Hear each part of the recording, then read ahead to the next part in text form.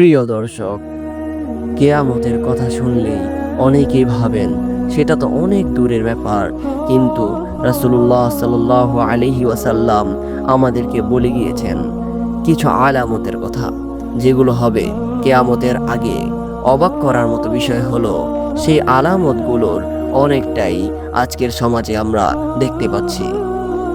আজকের এই ভিডিওতে আমরা দেখব 4টি কেয়ামতের ছোট আলামত এবং জানাবো কিভাবে বর্তমান বিজ্ঞান ও সমাজ সেগুলো সাক্ষ্য দিচ্ছে। চলুন শুরু করি।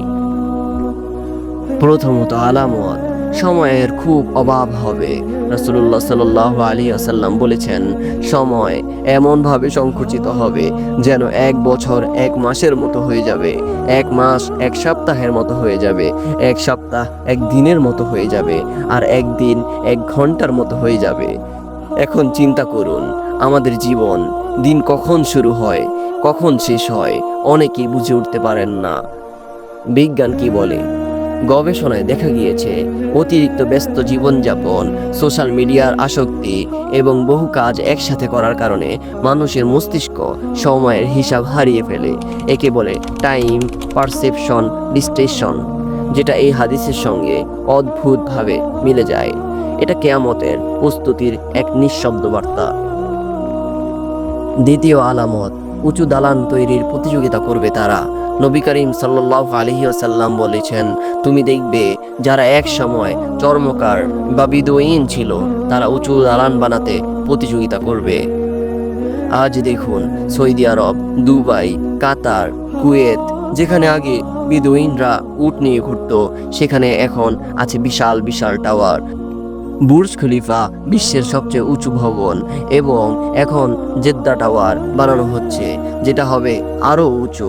এদের মাঝে চলছে প্রতিযোগিতা, কে বানাবে সবচেয়ে উঁচু দালান। এই হাদিস শুধু ভবিষ্যৎবাণী না, এটা এখন বাস্তব হয়ে গিয়েছে। তৃতীয় আলামত, বেহায়াপনার ছড়াছড়ি। রাসূলুল্লাহ সাল্লাল্লাহু আলাইহি ওয়াসাল্লাম বলেছেন, একদল নারী হবে যারা পোশাক পরা থাকবে কিন্তু যেন নগ্ন, তারা ফিতনার উৎস হবে। আজকের দিনে সোশ্যাল মিডিয়া, বিজ্ঞাপন, নাটক, সব জায়গায় আমরা দেখি অশ্লীলতা, নগ্নতা ছড়িয়ে পড়েছে। ফ্যাশনের নামে, মডার্নিজমের নামে মানুষ ভুলে যাচ্ছে লজ্জা ও হায়া কাকে বলে। হাদিসের বর্ণনা আজ যেন চোখের সামনে বাস্তব হয়ে দাঁড়িয়েছে। ইসলামের দৃষ্টিতে হায়া, লজ্জা ঈমানের একটি অংশ, কিন্তু এখন অনেকেই সেটা হারিয়ে ফেলেছে।